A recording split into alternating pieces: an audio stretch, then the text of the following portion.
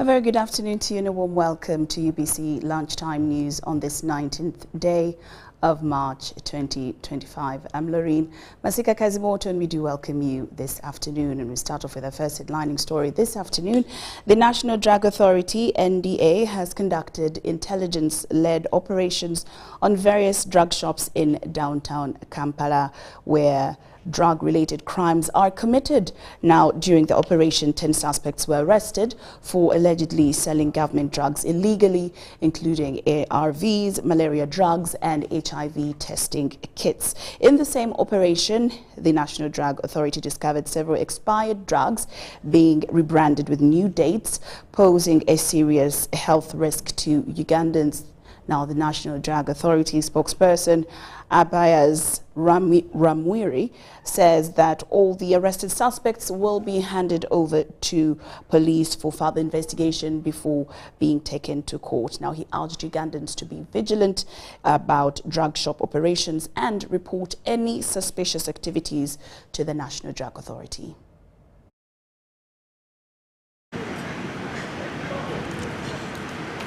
Stormed the two buildings on Wilson and were able to recover several drug or medicine and medical testing kits. These included ARVs, HIV, malaria and syphilis testing kits, classified drugs including large volumes of antimalarials, very expensive brands. But most worrying were the signs and clear signs of rebranding and repackaging expired, especially testing kits. They actually shared, it's a shared space. Someone is selling radios, another one cameras, and this guy sneaks in and drugs and starts rebranding them under their watch. They will end up on the market and definitely they will be used by all of us. So we call upon Ugandans to remain vigilant and take a responsibility to report such a crime so that we can work together to protect Ugandans. We arrested several suspects, about 10 of them that we are handing over to police, and so that their files can be prepared and this will be prosecuted. We thank the government for the support. For as you saw, we had court orders to have these, because we've been following some of these suspects for a long time. So we will continue as a National Drug Authority to keep our eye on the ground to protect Ugandans.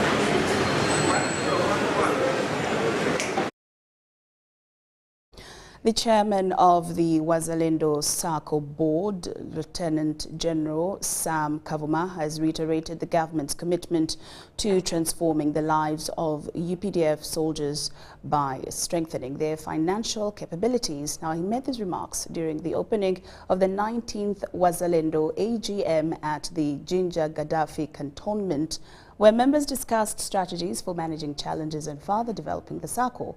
Wazalindo Sacco, established in 2005 under the Ministry of Defense and UPDF, aims to help members save and access loans for productive activities. Cumulatively, since we started giving out loans to members, we have given them 3.6 trillion Uganda shillings. I can mention, our assets now stand at 1.3 trillion. So the Sacco, we have now 19 branches. Out of 19, 12 are cash branches where our people can go and access money. As you saw from the presentation of Sacco, we're able to control expenditure. We didn't reach 100% of what we had budgeted under. And again, of course, prudent allocation of resources to the areas where there is impact. So with all this, we are very sure that our members shall continue benefiting from the growth in terms of the operations and the growth in terms of surplus. So last year, we were again able to, like I said, we were able to open the branches, and this one has brought services closer to our member. Yes, our money can be there, solve some of the easy things. But for value addition, whether you like it, for value addition, and mind you, it's in line with also the movement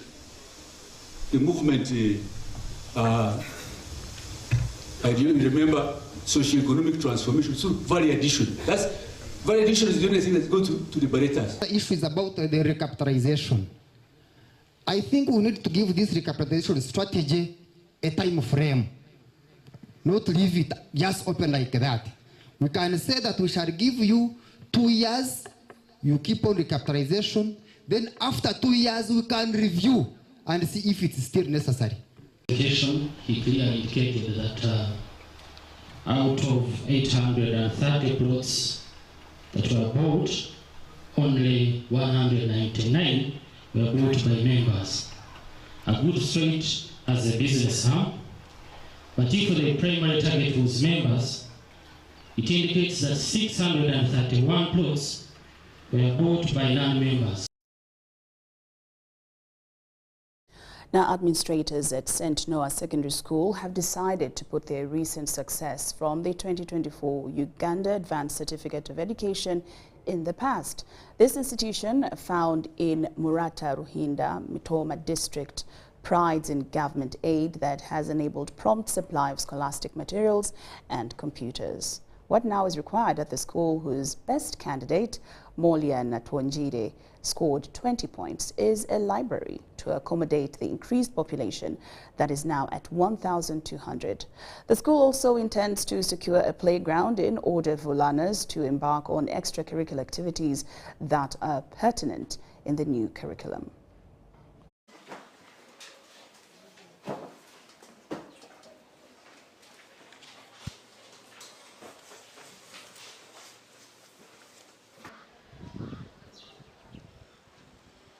Yeah, it is very true that we performed excellently well, but the biggest challenge we have is a small library to accommodate all the learners, 1,200 students.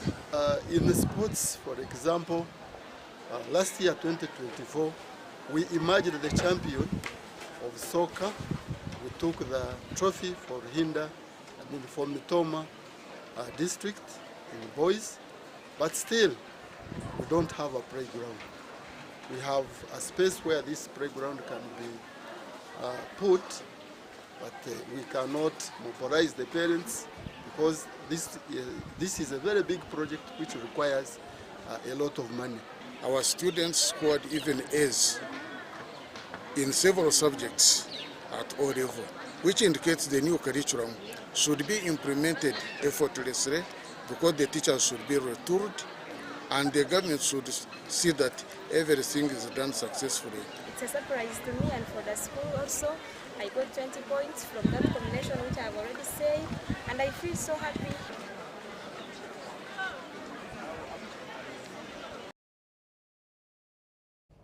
Educating the girl child in Gomba has become challenging, with well-wishers Shri Enterprises Limited starting with donation of scholastic materials to the Rotary Club of Bukoto. Now learners at St. Peter's Primary School, Kabutemba, Gomba District, access to quality education will improve. Learners will now have time to focus on studies to improve enrollment of girls in Gomba. We have more. Donating scholastic material. So today we are donating 500 dozens of exercise books to Rotary Club of Bukoto, and we have been doing this previously also, and will be supporting in the particular field of schools and scholastic material in future also. We have been doing this activity with the Rotary Club of Bukoto for the past 8 to 10 years, and we have also been doing this to some of the local schools. As we all know, education is the only thing that can bring people to the same footing, that can equalize the world. It's the only thing that can bridge the poor and the rich, that can trigger people's critical thinking. So if you are supporting education and health, actually you are changing communities. Together, if we are tackling education, if we are tackling health, we know the world will be a better place. We are truly thankful and appreciative for your support, and we promise that these books are going to be put to the right use.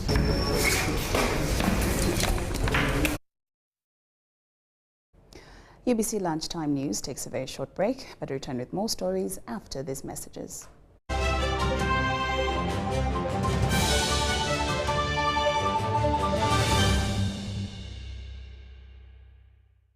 Uganda fire! Endira fire! Ababoda fire! MTN fire! Namone fire! Fire, fire! Chileka banda fire! Prince fire! Banana Masaka fire! Our taxi fire! Fire, fire! Uganda fire! Buy your tickets through MTN Momo on *165*20# and come support Uganda Cranes. Together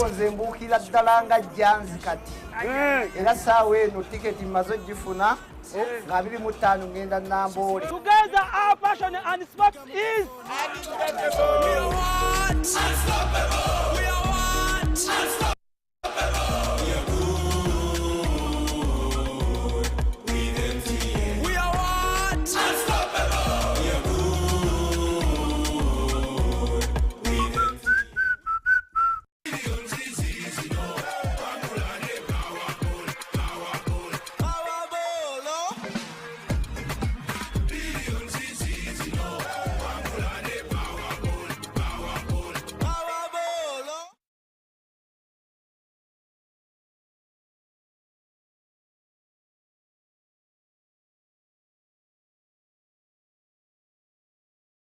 Uganda fire!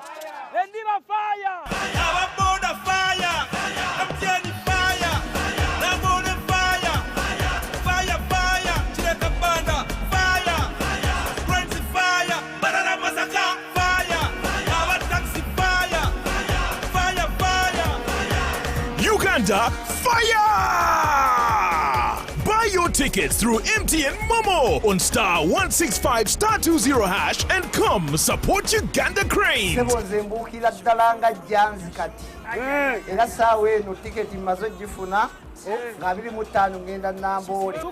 our passion and spark is unstoppable. We are what? Unstoppable. We are what? Unstoppable. We are what? Unstoppable.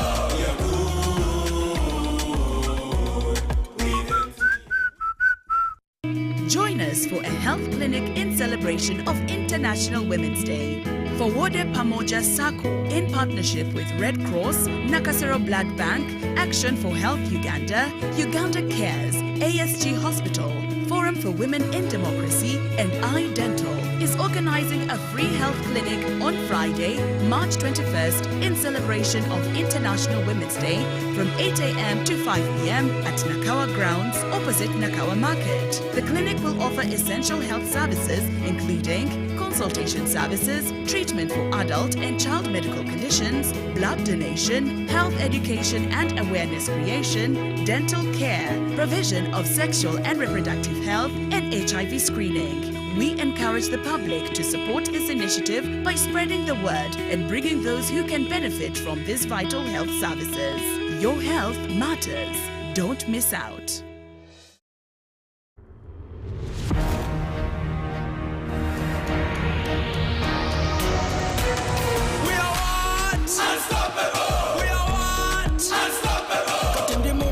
Kama nemo pocket, tambula body street, issues are my target. We are what? Unstoppable. We are what? Unstoppable. I'm in a plantation, but on a global mission, internet ambition, full condition. We are what? Unstoppable. We are what? Unstoppable. All cash is gone, netagayo karoni, nigga mukafoni, money in the zone. We are what? Unstoppable. We are what? Unstoppable.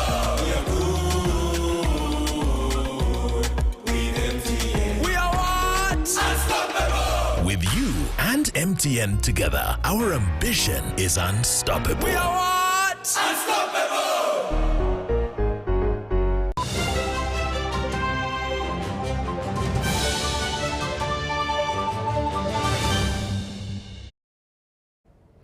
Welcome back from that break, and we're glad that you're still with us in UBC Lunchtime News. Now, in more news this afternoon, wildlife crime poses a serious threat to wildlife populations, leading to loss of species and endangering communities that depend on these ecosystems. Now, the International Fund for Animal Welfare, a global non-profit organization, is partnering with the Uganda Wildlife Authority to strengthen law enforcement and combat wildlife crimes in the Queen Elizabeth Conservation Area. We have the details. Despite being one of Uganda's most treasured conservation areas, the Queen Elizabeth Conservation Area in western Uganda, located along the Albertine Rift Valley, continues to face challenges such as poaching and illegal wildlife trade, despite its abundant wildlife, rich biodiversity and sustainable tourism. First of all, this is a man and biosphere reserve. It is a man and biosphere reserve in a way that people live in the protected areas. We have got 11 fishing villages that are within Queen Elizabeth protected areas, and some of these fishing villages have already developed into town councils. Now, the fishing villages are developing into town councils. We are having issues of human population also increasing. The size of the land is remaining the same, and we are now seeing too much pressure from these fishing villages in terms of the resources that are in the national parks. According to Wekonyira Bob, team leader of Intelligence Unit, IFO is supporting intelligence gathering efforts by working with local informants. Over the past year, UWA has resolved approximately 76 wildlife-related cases, with elephant population among the primary victim of poaching. Among these 76, we have one case of wildlife trafficking. This involved the arrest of one person with 8 pieces of ivory. And when we interviewed him of the 8 pieces of ivory, this is involved in the kill of elephants. The 8 pieces of ivory means 8 elephants were killed, and these were killed in Queen Elizabeth Conservation Area.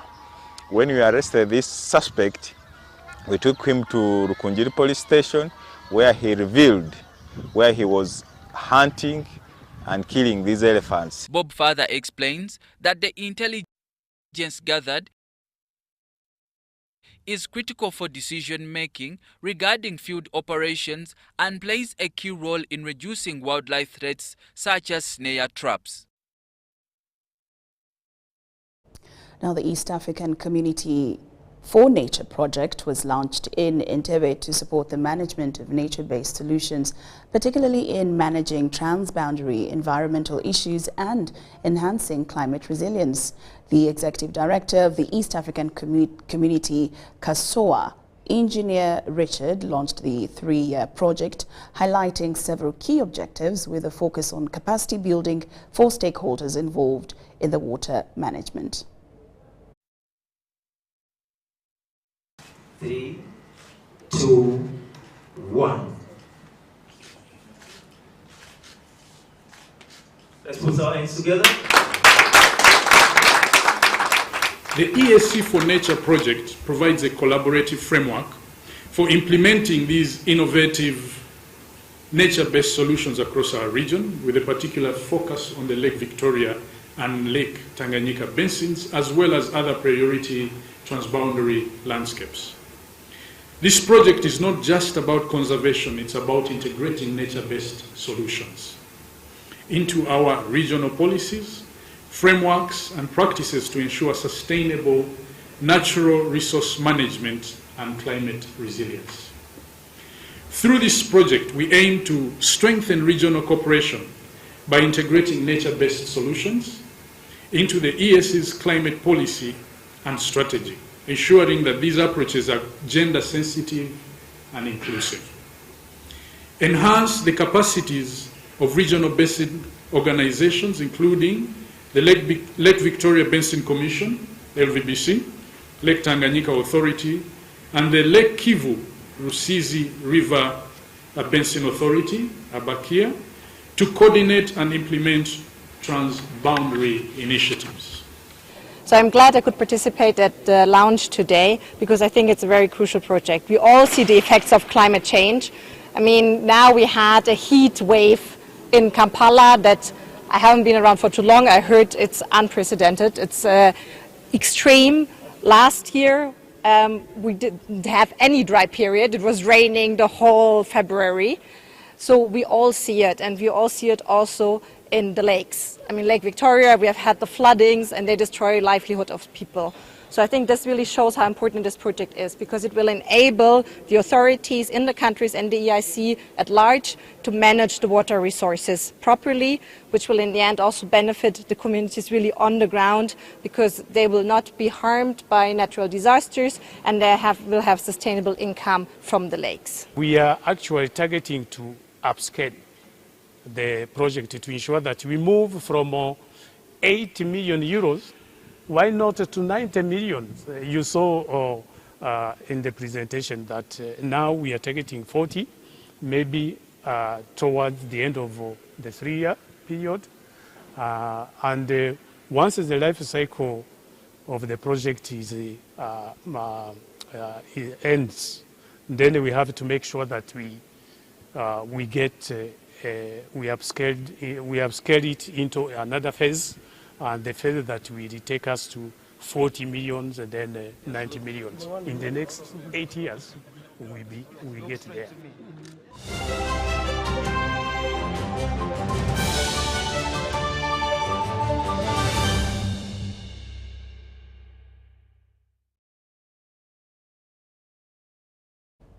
All right, now stretching into the international scene, Paul Banoba, Africa Regional Advisor for the corruption watchdog Transparency International, said more support is needed for African governments committed to fighting corruption by establishing a system for citizens to report corruption crimes. Banoba says that for governments to earn their citizens' trust, they need to show action. Citizens are an extremely important part of the entire infrastructure of fighting corruption, because a lot of measures that we'll take will begin with a report. Now, if citizens either don't trust that anything will be done, or they fear that whatever it is that they report, nothing will be, there will be some repercussions on them, there is a lot that just doesn't get known. Nobody reports what they've witnessed, observed, because there's nowhere to report, or they don't know how to report, there are no mechanisms. What some of the countries have done is to connect the two extremely important points. The extremely important point of political will at the top, ensuring that the leadership is speaking the same language and is going through the system all the way down to the citizen. No corruption. We are serious about corruption, and every corruption, wherever we see it, measures are taken. And then that is sufficiently communicated to citizens so that they trust that something is being done, and they can then report corruption, and the entire chain begins. Mm-hmm. We have seen this in, let me take Tanzania, for example. Tanzania has moved 10 points. In those 10 years, Tanzania has increased a number of measures, but also communicating these measures to the public that we are serious about as a leadership this issue, and when you report it, something will be done. That's extremely important. It's the same thing with Cote d'Ivoire, if I'm to go West Africa, that the High Authority Against Corruption is increasingly partnering with a number of stakeholders, including civil society, to communicate the measures being taken and to solicit the support of these stakeholders in fighting against corruption. Mm-hmm. Now, President Donald Trump refuses to budge on the tariffs Washington has imposed on other nations, despite the scrutiny he's receiving for the economic repercussions on the U.S. markets. We have more details in this report. Tariffs and counter-tariffs with no end in sight. No, I'm not going to bend at all. As of right now, the U.S. places a tariff on metals imported from the European Union. The European Union puts a 50% tariff on U.S. whiskey. U.S. President Donald Trump threatens a 200% tariff on European wine, champagne, and spirits. We've been ripped off for years, and we're not going to be ripped off anymore. The U.S. imposes 25% tariffs on Canadian metals and an April tariff on lumber, dairy products, and cars. Canada levies, then withdraws tariffs on electricity exports, but keeps tariffs on $21 billion worth of American goods. We don't need their cars. We don't need their energy. We don't need their lumber. The U.S. puts a tariff on Mexican foods, but exempts certain items included under the North American Free Trade Pact, signed in President Trump's first term. A tariff on cars from Mexico is also rescinded. Mexico says it will respond on Sunday. And for China, 20% tariffs overall. Now, there'll be a little disruption, but it won't be very long. The unpredictability drives U.S. stocks wild. Analysts say if it continues, all governments lose. They think that if they protect their economy, they're going to increase the productivity and the competitiveness of industries in their own market. And actually what they're doing is putting them at a disadvantage in terms of price and access to global markets. The U.S. argues economic pain now will yield great results later. Treasury Secretary Scott Bessent. The tariffs, we've got strategic industries we've got to have. We want to protect the American worker, but a lot of these trade deals haven't been fair. The administration is sending a signal that it's not business as usual here. It's now more exports and less imports. The next round of tariffs goes into effect April 2nd.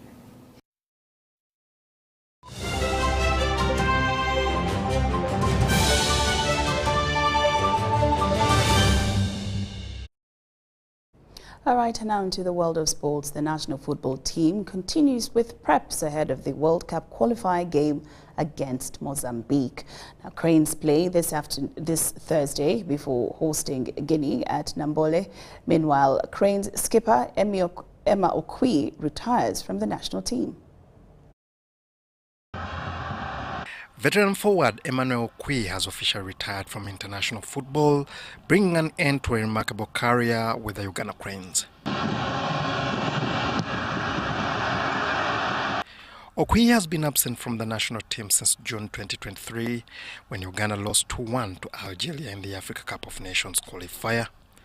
The experienced attacker balls out with 95 caps and 28 goals for Uganda since making his debut in 2009 under coach Bobby Williamson. Goal for Uganda!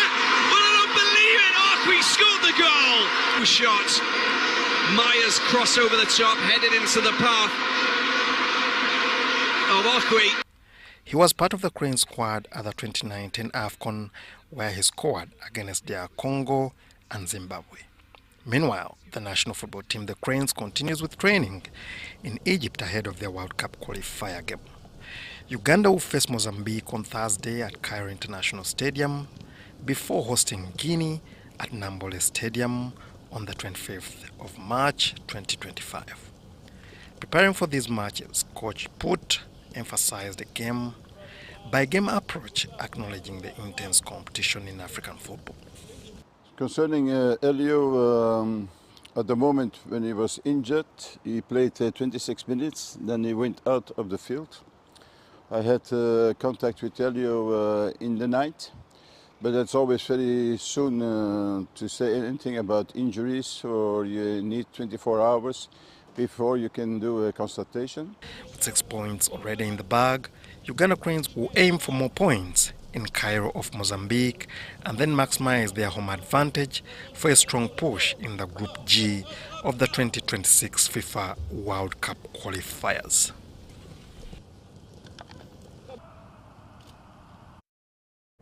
And with that story, UBC Lunchtime News has come to an end. Thank you so much for your company this afternoon.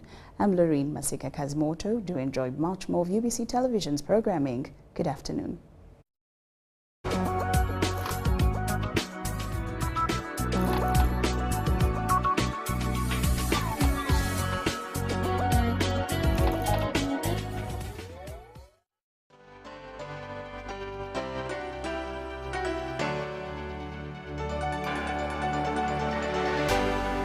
UBC, inspiring Uganda.